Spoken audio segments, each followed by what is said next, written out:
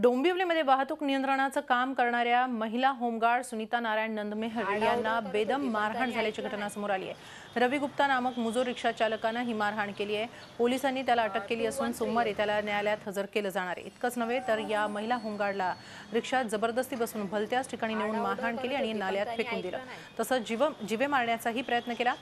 Ramnagar police Thane हद्दीत सुनीता आपलं कर्तव्य बजावत असताना गुप्ता नामक रिक्षा ड्रायव्हरला नो पार्किंगमध्ये गाडी लावू नको सांगितलं। याचा राग आल्यानं रिक्षा चालकानं सुनीता यांच्याशी हुज्जत घातली। नंतर रिक्षा पोलीस चौकीला न नेता भलतीकडेच नेऊन सुनीता यांना मारहाण केली। तसंच रिक्षेबाहेर फेकून दिलं। MS05CG2138 असा हा रिक्षा क्रमांक आहे। चुकीच्या जागेवर रिक्षा लावली होती। मी त्याला रिक्षा काढायला सांगितली, त्याने ऐकलं नाही। मग मी त्याला सांगितलं चल पोलीस स्टेशनमध्ये, म्हणजे त्याच्या रिक्षात बसली आणि त्याला सांगितलं चल पोलीस स्टेशनमध्ये। तर त्याने रिक्षा स्टार्ट केली आणि त्यांनी पोलीस स्टेशनला न आणता त्यांनी सरळ रिक्षा दुसऱ्या जागेवर घेऊन गेला सरळ रस्त्याने। म्हणजे खूप त्यांनी घाणघाण शिव्या घातल्या आणि परत मला मारायला वगैरे काहीतरी त्यांनी शोधलं, पण त्याला काही भेटलं नाही। त्यांनी मारलं मला खूप आणि तेवढपर्यंत पब्लिक जमा झाली तर ते पब्लिकच्या भीतीनं त्यांनी मला धक्कललं आणि मी नाल्यात पडली आणि तो पळून गेला।